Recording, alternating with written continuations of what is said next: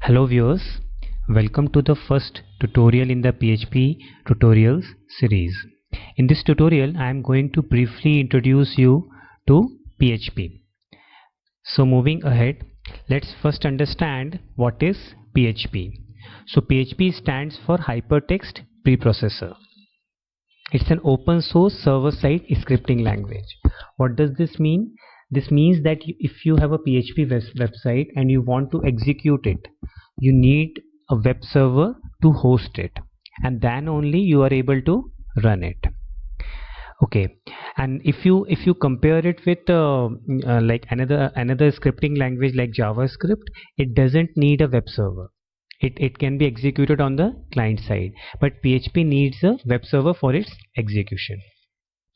PHP is an interpreted language. So what does interpreted language means? If you take the example of Java, in Java the source code is first compiled into the bytecode and then it is interpreted. But in PHP it is interpreted line by line. That's why PHP is much faster as compared to Java in terms of performance.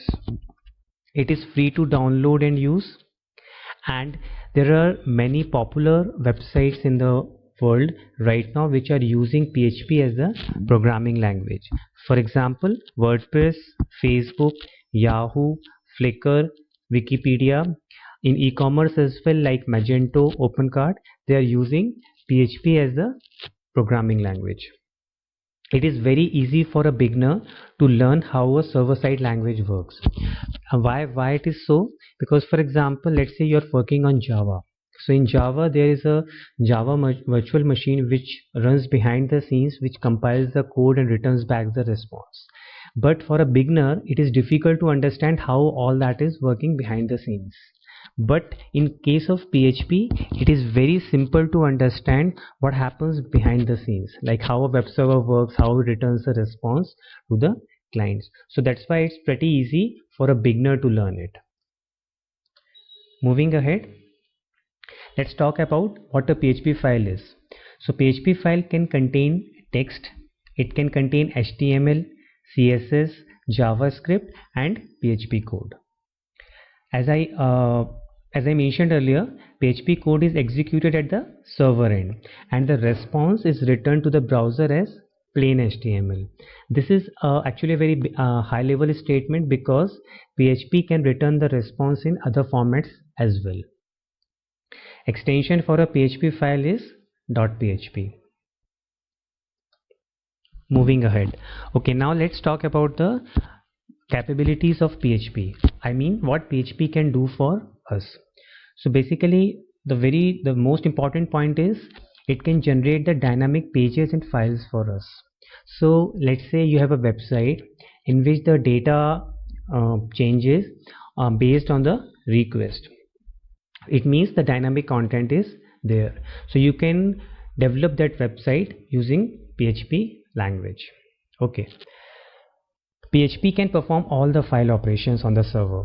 It can create, it can open, it can read, it can write, it can delete, and it can close the files on the server.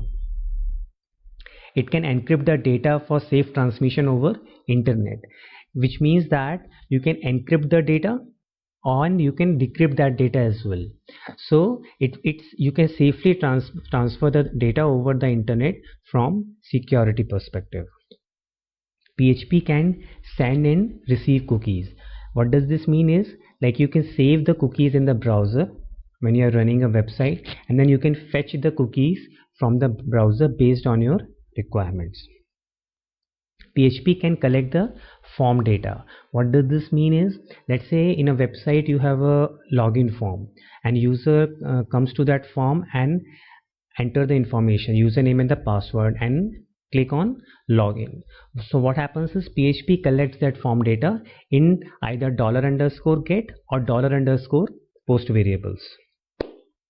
Okay, next PHP can perform the CRUD operations on database. What is CRUD? CRUD stands for create, replace, update and delete. So using PHP you can interact with the database and perform all these operations. As I mentioned earlier, PHP output is not limited to HTML. It can output images, PDF files, XML, etc. PHP can interact with the mail server, and it could send out the mails to the users of the website. PHP has an inbuilt function, mail function, using which you can send out the mails to other users in the system. And PHP can restrict the unauthorized access to the website. So you can put up a security feature in your website using which you can prevent the unauthorized access. Moving ahead, why we use PHP? So when we are using it, we should be very clear as what are the advantage of using PHP. So the most important is it is easy to learn, it is scalable, and it runs efficiently on the server side. It's an open source language, so free to download. It runs on various platforms, so you can run it on Windows, you can run it on Linux, you can run it on Mac, so it's very portable. Its performance is much faster as compared to ASP.NET and or JSP, and I call out the reason for it in the earlier slides as well. It is compatible with almost all servers today. I mean, you can use Apache, you can use IIS, you can use Nginx with PHP. Next, PHP supports wide range of databases, for example MySQL, MongoDB, Oracle, Sybase, etc. But PHP MySQL combination is most popular. PHP is supported by a large community. Thus, in case you need some help for your issues, it's very easy to get that, because it's quite popular, and a large community is supporting this language. Okay, next I am going to discuss about a basic PHP workflow, which means like how when a request is made from a client, how that request is processed. So this is the client is sending out a request to the web server. Web server identifies that it's a PHP request, so it forwards the request to the PHP interpreter. Now this PHP interpreter basically can interact with the third-party systems. So in the picture I'm just showing you a database, but it can interact with other third-party systems like file system, or it could be a mail server. So interpreter sends a request to the third party and gets the response back from it.